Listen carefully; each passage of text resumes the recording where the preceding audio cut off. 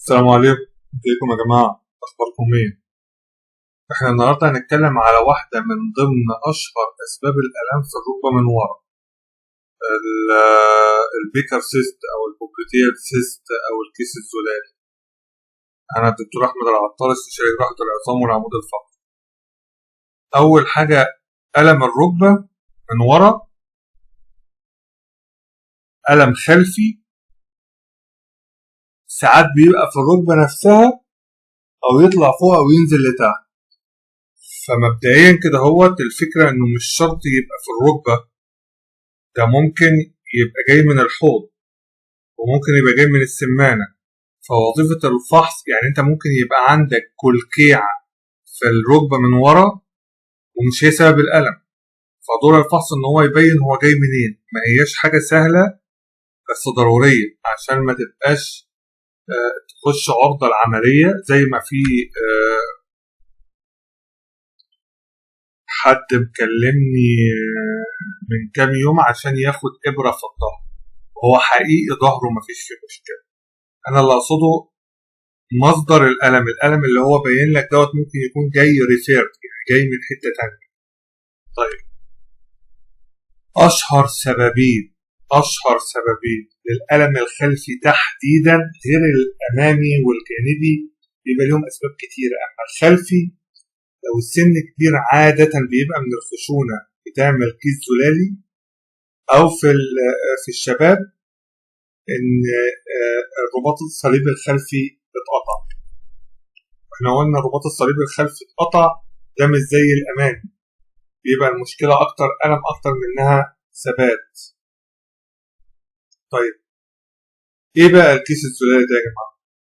يعني إيه معناه؟ الخلفي هو بمنتهى البساطة فتق في الركبة من ورا، طلع ما بين عضلتين بيبظ بالشكل ده. العضلتين دولت بيقفلوا عليه زي الكماشة، ساعات ما بيعرفش يرجع. طول ما هو الدنيا القناة متوصلة بالركبة وفتحة بيفش ويروح على حسب كمية الزلال اللي موجودة هنا. طب وهو ايه السبب اصلا ان هو بيطلع كيس الزلالي ده؟ الركبة دي مش ثابتة او ملتهبة، فبتطلع كمية مية تثبت الركبة او تحاول تغذيها تبقى اكبر من حجمها. فاكتر حتة ضعيفة في الركبة اللي هي اشهر منطقة الخلفي داخلي، يعني هي ورا عضلة السمانة النص الداخلي. طيب، أشهر سبب إيه؟ قلنا الخشونة أو الغضروف الهلالي. يعني الغضروف الهلالي لو سن صغير ولو كبير يبقى جزء من الخشونة برضه. بالمناسبة يا جماعة عشان نخلص من الموضوع إحنا في العظم عموما الأسباب ضعيفة جدا جدا، فما تشغلش دماغك إن طبيب قال لك خشونة وطبيب تاني قال لك غضروف وطبيب تاني قال لك التهاب. كلها مصطلحات للتوصيل ليكم بتؤدي إلى نفس النتيجة. بنبتدي الأول كالعادة العلاج التحفظي في الأول عشان بس أريحكم نفسيا في النقطة دي،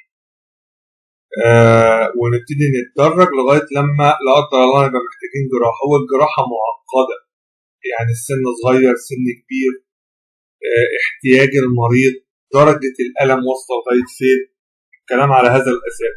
فأنت ما تشغلش دماغك إيه السبب. في ناس بتبقى عايشة على الموضوع ده، احنا بنبقى عايزين نعرف في موضوع السبب ده تحديدا مصدر الألم، مش السبب كسبب بس، مصدر الألم. لأن أنا كجراح بعد ما أبتدي أستخدم الطرق اللي هي السلمية اللي هو العلاج التحفظي، لو الدنيا فشلت بأتاك المنطقة دي. طيب، قلنا ليه بيحصل؟ عشان الركبة مش ثابتة أو في التهاب. إيه الأعراض؟ هو يا جماعة العرض ده عادة بيبقى في الستات الكبار، بس ده ملوش علاقة بإن هو ما يبقاش في العيال وبيسموه congenital بيكر، أو يبقى في الكبار قوي، مثلا 70 سنة درجة خشونة عالية. طيب، أعراضه إيه؟ ممكن ما يبقاش عرض، فيبقى أنا دوري كجراح إن أنا أطمنه إن ده مش ورم لا قدر الله خبيث أو هو اكتر حاجه انتفاخ، ده ثابت، ده كلكيعه، يا ترى ده ايه كده. طيب بيعمل الم، طبعا بياخد منطقه الغرفه الخلفيه للركبه بتتزحم، فبينضغط على العصب، بينضغط على الشريان والوريد، الدوره الدمويه ما بتبقاش قد كده، فبيبقى في اعراض كانها اسكيميا او نقص دمويه في الرئه، و او على عصب فيبقى في تنميل او لا قدر الله ضعف في الحركه. الكلام دوت في الشديد الكبير. طيب وطبعا كمنها مضيقه المسافه، فالحركه بتاعت الركبه بتقل. ايه الفحوصات العاديه والرنين؟ العاديه عاده بنبقى محتاجينها في السن الكبير،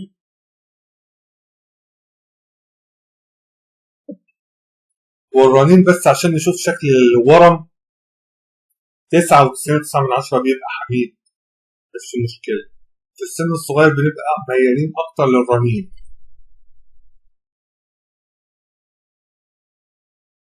العلاج التحفظي هو اهم حاجه تبقى فاهم ان انا دوري ان انا اطمنك، ما تقلقش. الحاجات اللي انت تقدر تعملها في البيت حاجه اسمها رايس، يعني تريح شويه، بتحط تلج، بترفع رجليك، بالذات يا جماعه رفعه الرجل دي بالذات لو كان الموضوع شديد دلوقتي، او لا قدر الله حصل فرقعه فبتنزل عند السمانه، فبتحسسك كأن في جلطه في المنطقه دي. طب ومن ضمن اهم الطرق لعلاجها اللي تقدر تعملها اللي هو الحركه دي، اللي هو بتشد السمانه بحيث ان انت تضغط عليها على الكلكعه هنا بحيث انك تدخلها. تقدر تعملها بقى باوضاع كتيره، سواء في القعد وبالاشربة حوالين رجليك وتشد. هذه الحاجات اللي هي ايه فعاله جدا تقدر تعملها في البيت، طبعا مع العلاج. شوف كذا وضع يعني تقدر تعملها، المهم تفرد الركبه يا جماعه، فرد الركبه كويس دي اهم. طيب الموضوع بقى رخم قوي في السن الصغير يا جماعه، 90% بنشيلها عادي بالمنظار، مفيش فيها مشكله. طيب لما بتسيبها وبتبقى كبيره قوي بيبقى صعب اصلا المنظار من الخشونه ما بنلاقيش مكان اصلا يخش عشان تروح للغرفه الخارجيه الخلفيه، بيبقى شبه مستحيل، فبنفتح جراحه وبتبقى جراحه يعني الى حد ما مفيش ان شاء الله جنب الضفيره العصبيه، بس ما بتبقاش فيها ان شاء الله اي مشاكل. اكيد المنظار الى حد ما امن من الجراحه، بس هو كده كده نتائجهم كلها كويسه. طيب في احتماليات للرد؟ طبعا زي اي جراحه بالنسبه للاورام، بس احنا بنمشي ورا الكيس الصغير لغايه لما بنربطه من الجدر بتاعه ونوسعه بحيث ان هو يبقى احتمالات ان هو يرد ضعيفه جدا. صحه حضراتكم تهدى. السلام عليكم.